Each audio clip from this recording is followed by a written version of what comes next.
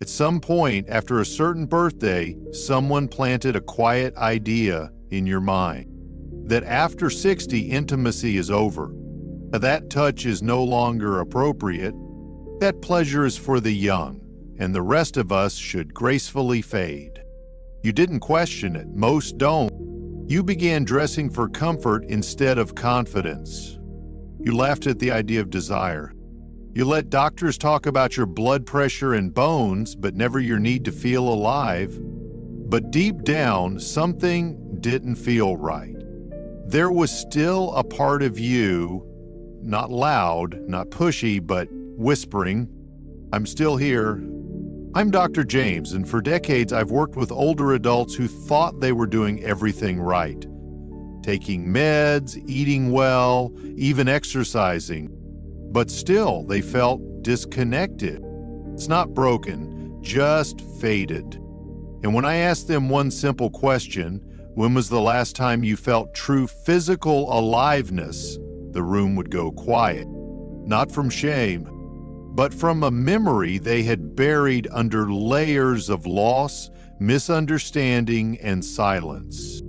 In this video, I'm going to tell you something bold.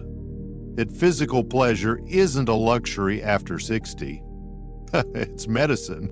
And not just for your body, but for your spirit. If you've ever thought that part of me is over, what you're about to hear may change everything. Because you're not done yet. You're not dried up, invisible, or expired. You are still capable of joy, real, sensory, soul-deep joy. And I'll show you how to find it again. You were never told this. No one ever sat you down at 60 or 65 and said, there's a part of your health, your life force, that isn't measured by cholesterol or calcium scans. But if you lose it, everything else may begin to unravel. Instead, you were taught something else.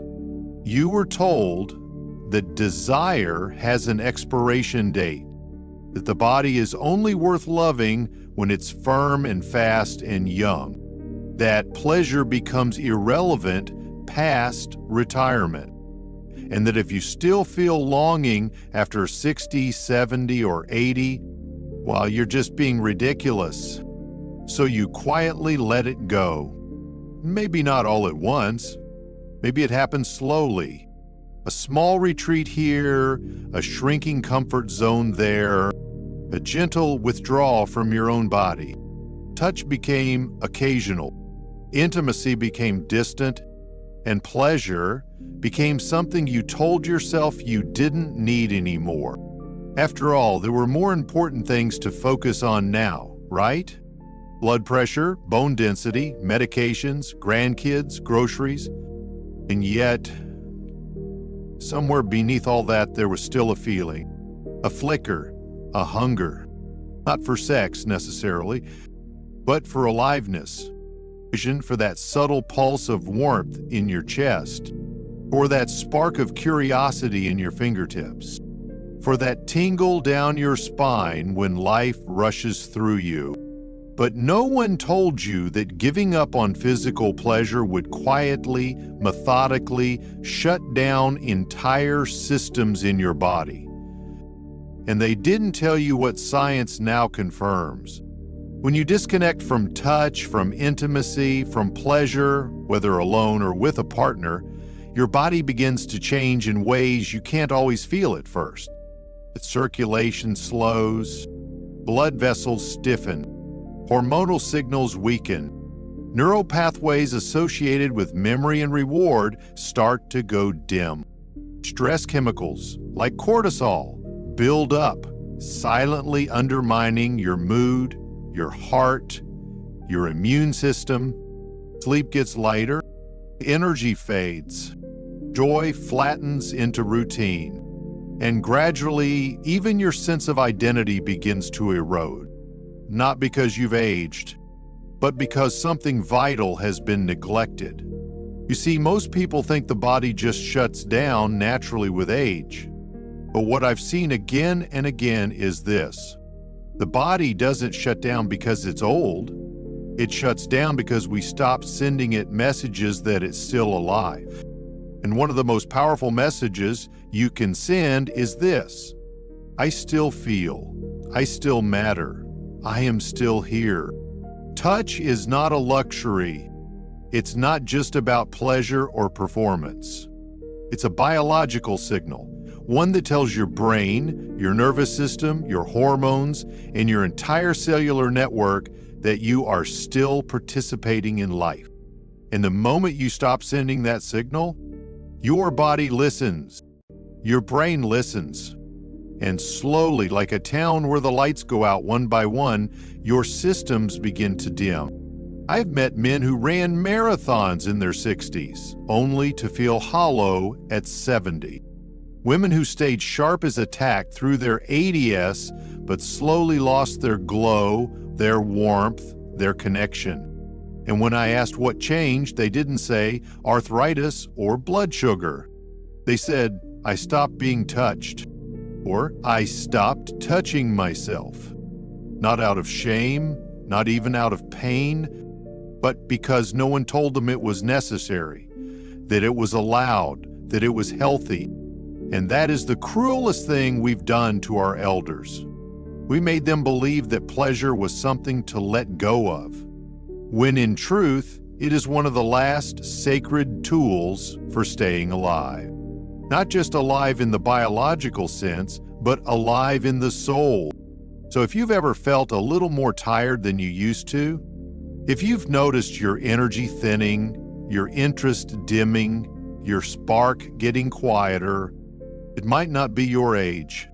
It might be the silence between you and your body. In that silence, it's not too late to break it. His name was Walter, 74 years old, widowed, still strong in his hands, still sharp in his mind. But somewhere along the way, he had grown quiet. Not the kind of quiet you notice at first, but the kind that creeps in like a soft fog, dulling the sparkle in your voice, the rhythm in your walk, the warmth in your presence. He came into my office one spring morning, neatly dressed, polite, kind, but there was something missing in his eyes. I'm fine, he said, just tired lately, a little off. His blood pressure was stable, heart good, blood work clean, but still, something wasn't quite right. So I asked a question most doctors never do. When was the last time you touched yourself? Not out of routine, not out of boredom, but out of care. He paused. His throat moved, but no words came. Finally, he looked down and said, I don't remember. Not because he didn't want to, but because he had stopped thinking that part of him still mattered. He wasn't ashamed. He wasn't uncomfortable. He was forgotten. And that, my friend, is what I see far too often. Men and women in their 60s, 70s, even 80s. Still breathing, still walking, still smiling for the camera at birthdays. But somewhere deep inside, the lights have gone dim, not because they've aged, but because something inside them stopped being seen. I've met women who hadn't felt the weight of another person's hand in over a decade. Men who hadn't allowed themselves a moment of softness, of warmth, of exploration, not because they couldn't, but because no one ever gave them permission to still feel. Many of them still cook, still garden, still drive to the store.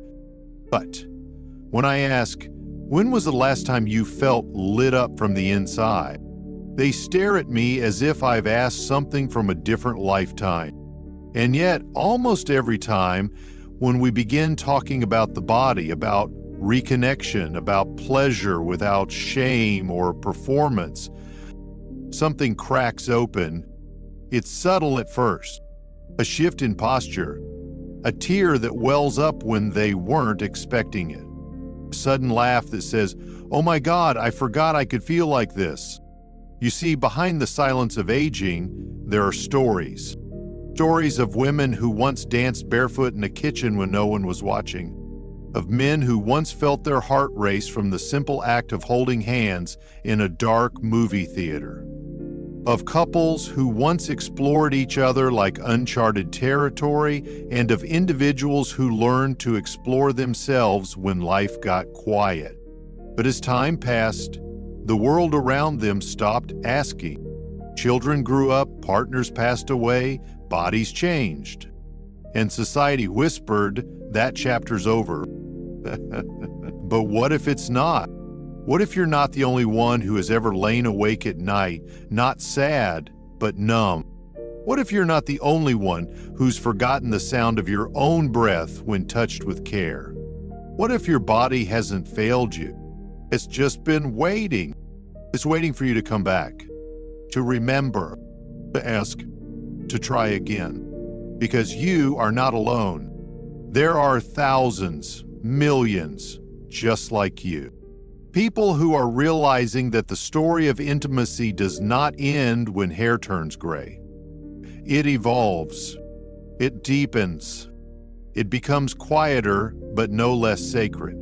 So if you've ever thought, maybe it's just me, I want you to hear this clearly. It's not just you. You are not broken. You are not invisible. And you are certainly not done. Let's step away from shame for a moment. Let's set aside the cultural stories, the old taboos, the myths about what's appropriate after 60, and let's talk about something no one ever told you, but science has been proving for years. Your body is wired for touch, for stimulation, for pleasure, not just in your youth, but across your entire life. And when that wiring is activated, something incredible happens. Your brain lights up. Literally, neuroimaging shows that during acts of self-stimulation or sexual arousal, multiple regions of the brain engage at once. The prefrontal cortex, the amygdala, the hippocampus, even the cerebellum. These regions are tied to memory, emotion regulation, executive decision-making, sleep cycles, and mood. In short, when you reconnect with your body through physical pleasure, you are feeding your brain exactly what it needs to stay sharp and balanced. You're not just feeling good, you're protecting your cognition, and the benefits don't stop at the brain. Physical pleasure, whether shared or solo, also boosts circulation, increases oxygenation throughout the body, improves blood flow to the heart, brain, and extremities, strengthens the pelvic floor, encourages lymphatic movement, stimulates hormone production like testosterone, oxytocin, and dopamine. All of these contribute to better sleep, reduced inflammation, and improved emotional resilience.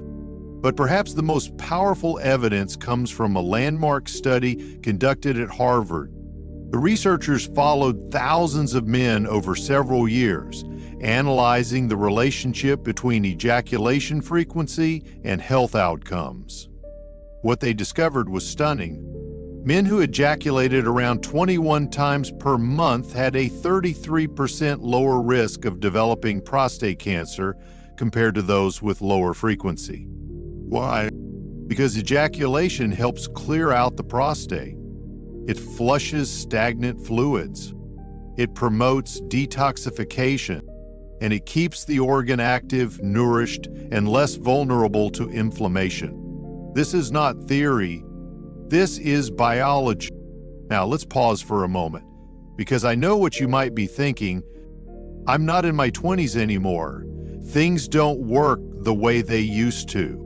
That's exactly why this matters. As we age, blood flow naturally declines. Nerve endings become less sensitive. Tissues dry, hormone levels shift. But here's the key. These changes are not irreversible. They respond powerfully to stimulation, to intention, to gentle reactivation.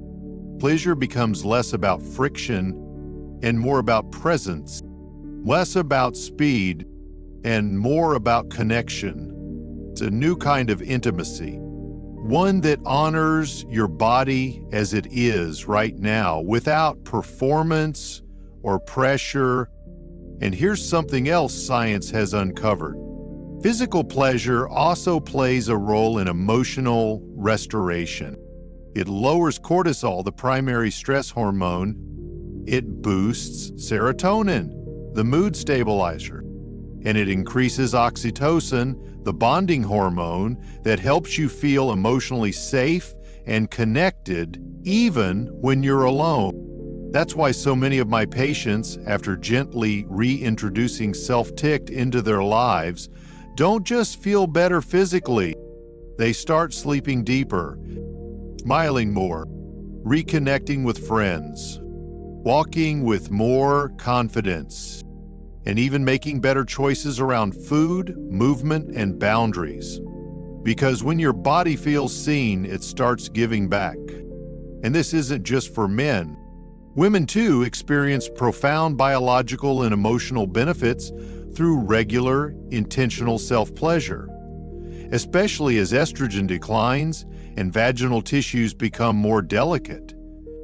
With the right environment, the right approach, and zero pressure, their bodies respond, slowly at first, then with wonder. So if anyone ever told you that masturbation or solo touch is something to be ashamed of, tell them this: it's not shameful, it's not selfish, it's not irrelevant, it is medicine. And for many, it's the key to staying not just alive, but vividly, joyfully, vibrantly alive well into your 70, 80s and beyond. If you've made it this far, I want to ask you something few people dare to say out loud. What if the way you've been thinking about pleasure, touch, and aging has been wrong all along? Not because you failed, not because you're broken, but because you were handed a quiet set of beliefs, layered into culture, religion, medicine, even polite conversation, that quietly told you desire is for the young. Touching yourself is shameful. Past 60, intimacy is embarrassing. You're supposed to let that part of life go. These beliefs don't scream. They whisper. They show up in small ways. In the way you change the channel when a love scene comes on. In the way you hesitate to look in the mirror without clothes. In the way your hand pulls back when it used to reach out. You tell yourself it's normal. You tell yourself it's age. You tell yourself it doesn't matter anymore. But let me gently ask, what if those beliefs are not only wrong, but quietly stealing years from your life? What if pleasure was never a luxury, but a built-in language your body still understands? A signal that tells your brain, I'm alive, I'm connected, I'm worth caring for. What if shame is not a sign of morality, but a barrier that disconnects you from the one thing your body needs most? And what if you are not the exception, but part of a silent majority, people over 60 who have been longing to feel again but didn't know how to ask? I've met too many men and women who waited for permission. I waited for someone else to bring the spark back, waited until it felt too far gone. They thought the time had passed. They thought they'd missed the boat. But healing doesn't care how many years have gone by. The body never stops listening. And every day you're still breathing, there is still time. The real question is, are you willing to see yourself differently? Not as a faded version of your younger self, not as someone whose best days are behind them, but as someone standing at a powerful threshold where deeper connection, richer pleasure, and restored vitality are not only possible, they're waiting. You don't need to be perfect. You don't need to feel ready. You just need to be curious. Curious enough to wonder what might happen if you stepped back into your body, not with pressure or performance, but with tenderness and truth. So here's my challenge to you. Not a demand, not a command, but a doorway. The next time you're alone, turn off the noise, turn down the lights, and simply place your hand on your chest. Breathe. Not to do anything, not to force anything, but simply to feel that your heart is still beating, that you are still here, that your body has not given up on you, even if you've been quietly giving up on it. Let that moment be the beginning, not the climax, not the finish line, just the first small, sacred reconnection. And now I'll leave you with one question, not for your doctor, not for your partner, but just for you. When was the last time you felt truly alive in your own skin? Still, now that you understand the why, let's talk about the how. Because awakening your body doesn't require youth. That doesn't require a partner. Doesn't even require confidence.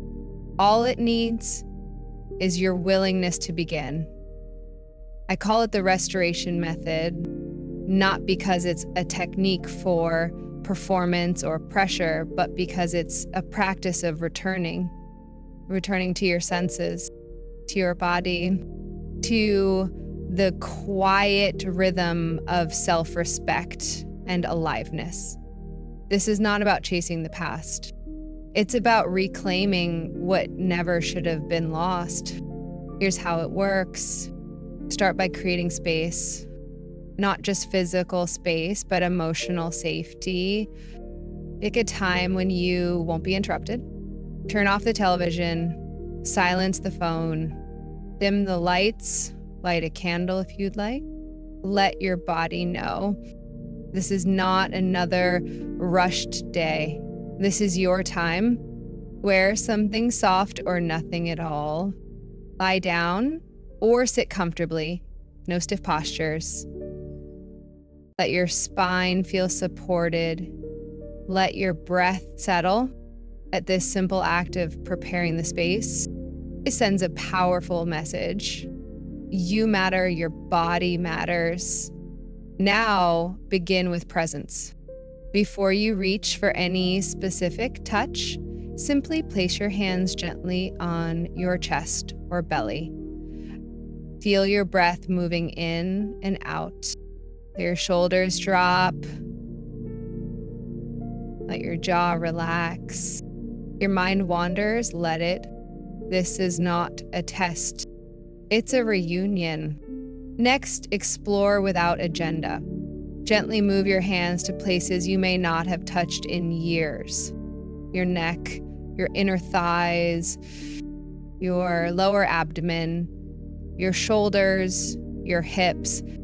Touch them not as duties, but as invitations. Not to arouse, but to awaken.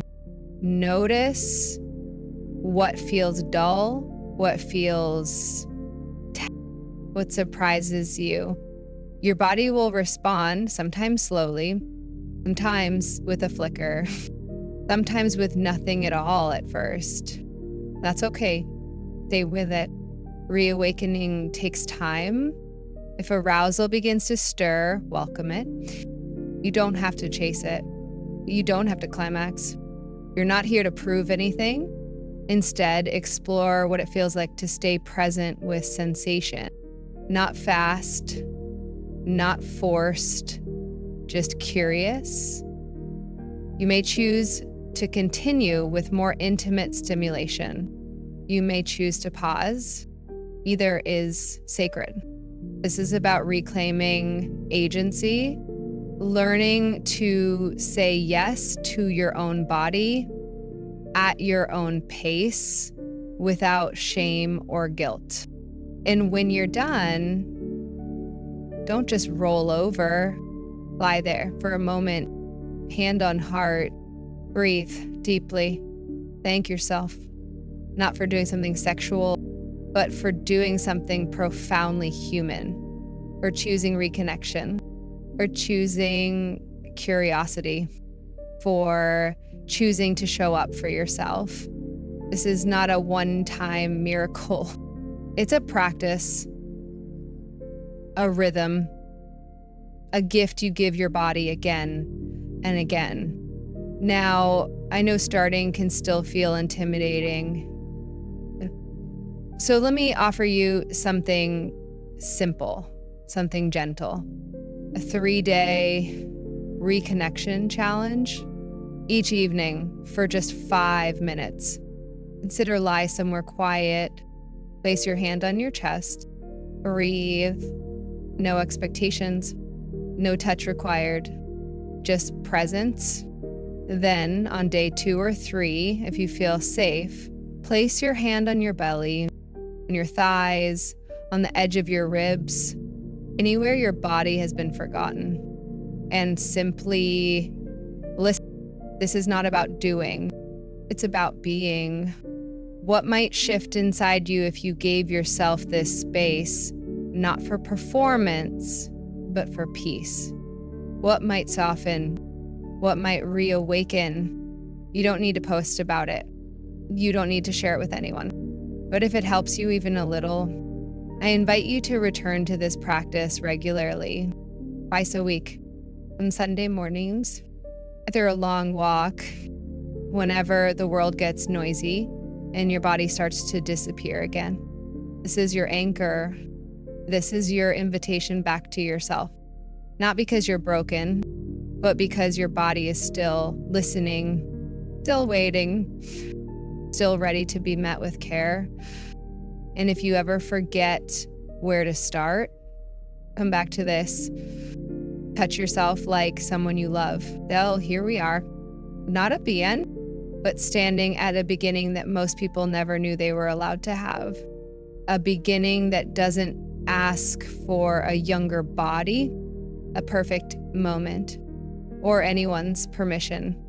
A beginning that simply whispers, come home to yourself. What you've heard today wasn't about sex. It wasn't about performance or pressure or proving anything. It was about aliveness, about what it means to feel warmth in your own skin again, to return to sensation, to presence, to softness. And if something inside you stirred while listening, a tingle, a memory, a longing, a spark, they'll brush it off. That was your body responding, not just with biology, but with hope. Because no matter how many years you've lived, no matter how long it's been, there is a truth I want you to remember. You are not expired. You are not invisible. You are not too old. You are still capable of connection, still worthy of care, still allowed to feel good just for the sake of feeling good. And you do not need to earn it. You simply need to return to it. Maybe it starts with a hand on your chest before bed. Maybe it's a morning breath with the curtains open. Maybe it's the moment you stop apologizing for needing softness. There is no right way to do this, but there is a right to do this. You're right, and you may not believe it yet. That's okay. Sometimes belief comes after the first few steps. Sometimes healing doesn't feel like fireworks. Sometimes it feels like silence, finally filled with something tender. So I'll leave you with this. You're not broken. You're simply waiting to be seen again by your own eyes, by your own hands, by the version of you that never stopped existing, only waited quietly behind the noise of life. Now that the noise has quieted, can you hear it? That pulse, that soft voice inside saying, I'm still here. It's not too late. And in fact, it may be just the right time, because there's something powerful about doing this now, not in your 20s, not when you are full of adrenaline and ambition, but now when you've weathered storms, when you've lost things, when you've lived enough to know what matters. And what matters now is you. So if you're still here with me, thank you, truly. And if this message spoke to something real inside you, I'd love to hear it. What's one thing you'll start doing differently starting tonight? Leave me a comment, not for applause, not for anyone else. This is a way to mark the moment. You say, I choose to feel again.